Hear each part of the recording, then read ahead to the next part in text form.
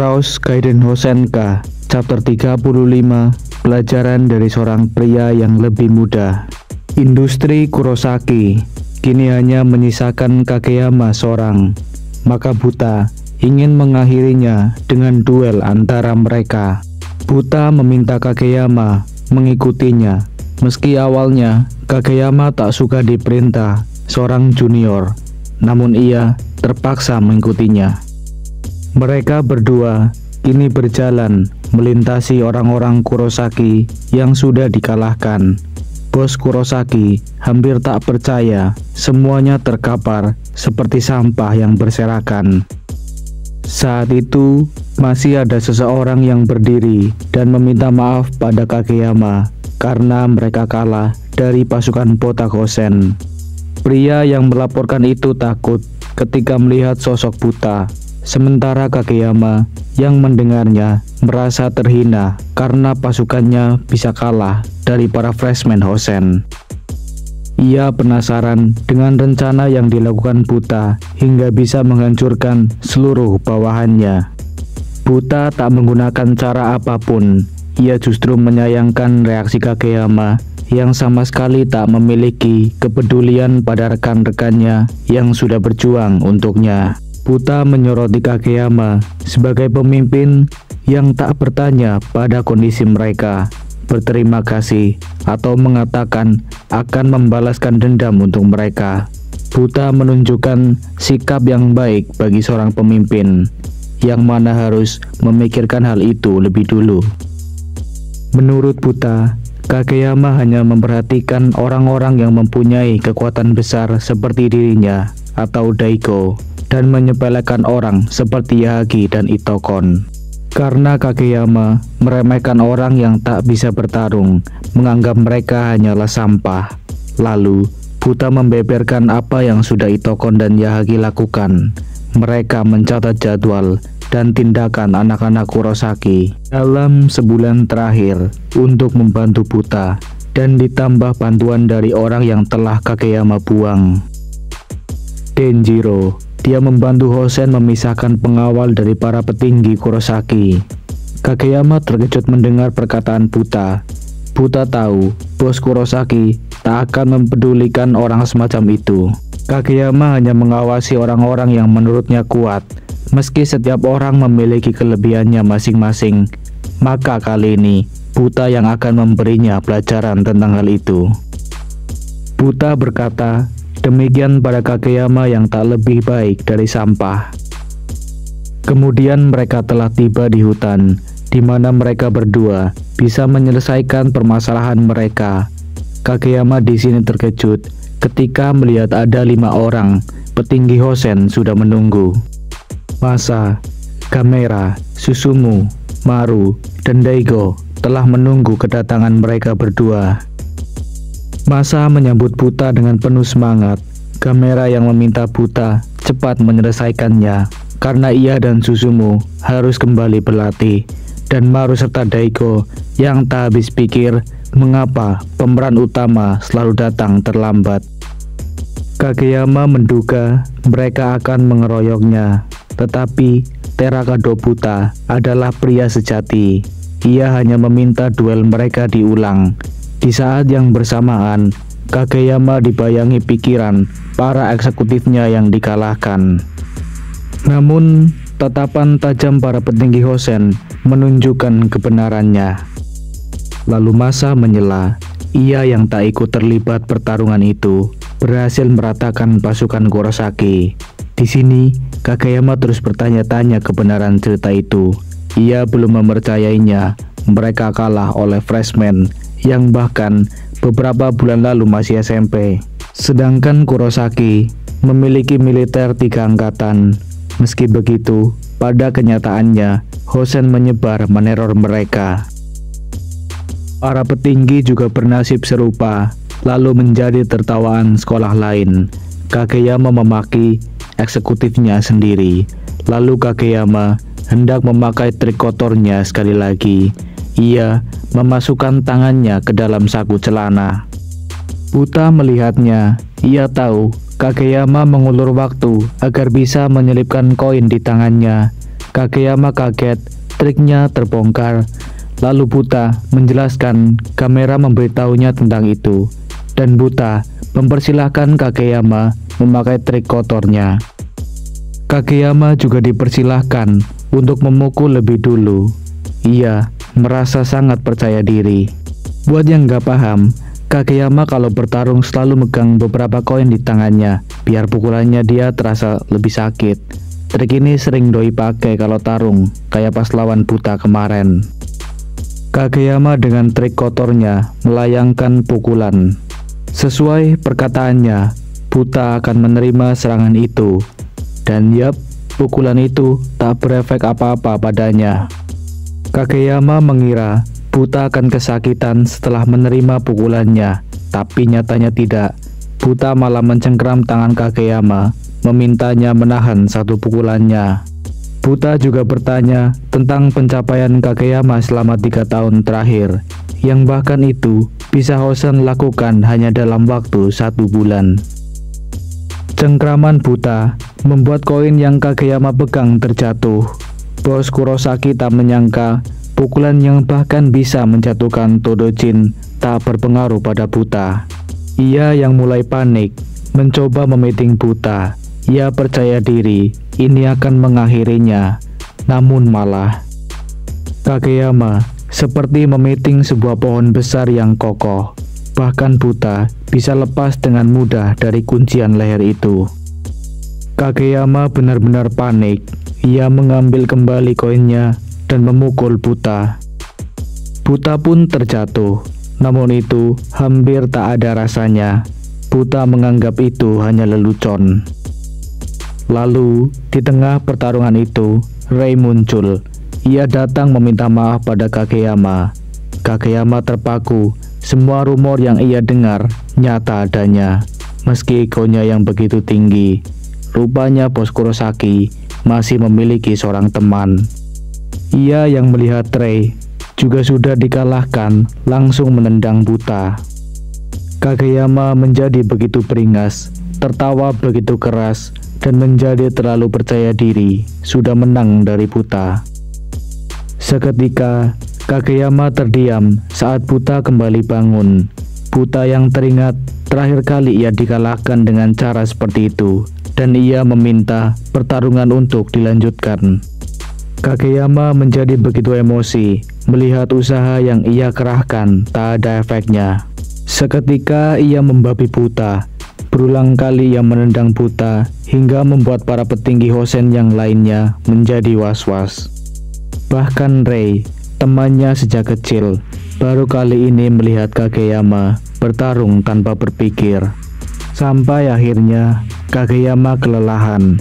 Ia merasa di atas angin sampai meminta Buta tak muncul lagi di hadapannya sampai setelah lulus. Bahkan ia akan menghabisi siapapun yang berani menantangnya. Tapi itu tak cukup untuk menumbangkan Buta. Buta malah bertanya apakah Kageyama sudah puas. Serangan itu terasa sakit, tapi Kageyama tak beruntung karena melawan Buta. Menurut Buta, pukulan Yujiro 100 kali lebih menyakitkan daripada pukulannya. Buta juga menyinggung Kageyama yang hanya tahu cara menggunakan senjata yang bahkan tak terasa untuknya. Tapi Kageyama malah menuduh Buta memakai pelindung. Ia begitu emosi, menyobek baju Buta untuk membuktikan dugaannya. Yang ternyata salah besar. Buta tak memakai pelindung apapun, hanya otot yang begitu kekar dan padat. Kageyama tertunduk sampai berlutut. Ia sudah putus asa. Kemudian Buta meminta Kageyama untuk memukulnya sekali lagi tanpa menggunakan senjata. Kageyama kembali berdiri. Ketika Buta memintanya memukul, ia hanya menempelkan tinjunya. Maka Buta akan menunjukkan pada Kageyama apa itu pukulan. Ia bertanya pada Kageyama apa ia berani menerima pukulannya atau tidak. Kageyama terbayang masa kecilnya yang mana ia terbiasa menggunakan cara apapun untuk menang dalam permainan.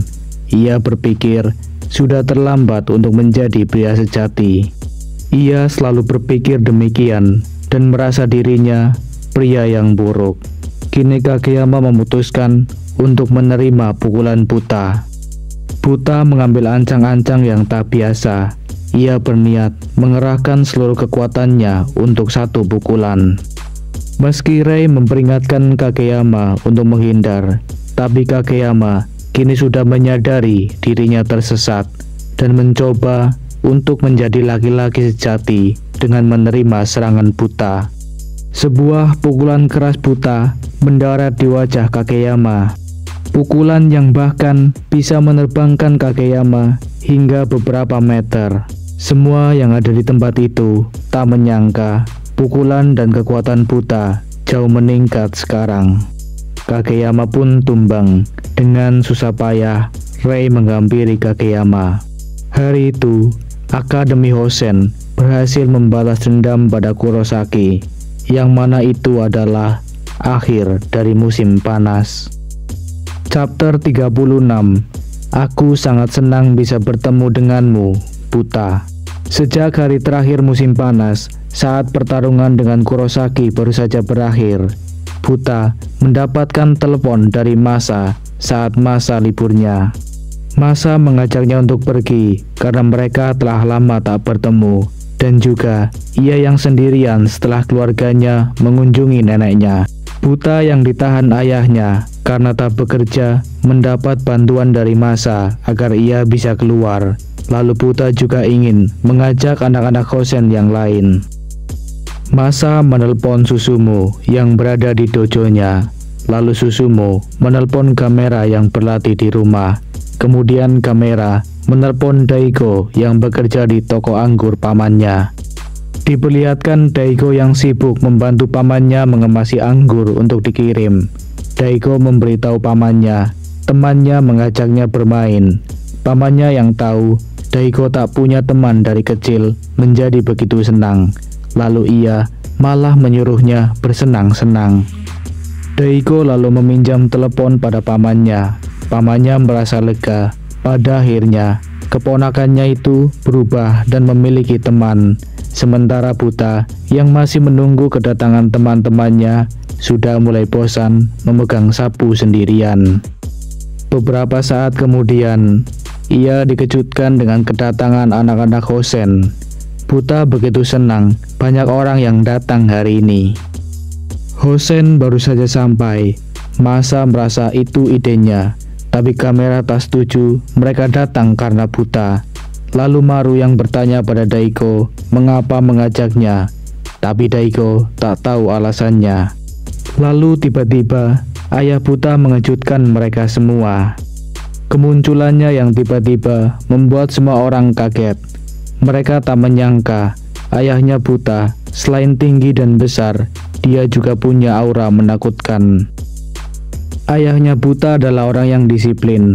Bahkan dalam hal bersih-bersih, dia tak akan memperlakukan mereka dengan lembut. Anak-anak Hosen yang mendengar instruksi ayah Buta menjadi berkeringat dingin. Kemudian mereka semua mulai membersihkan kuil. Terlihat ada yang sedang membersihkan tangga, ada yang membersihkan lantai.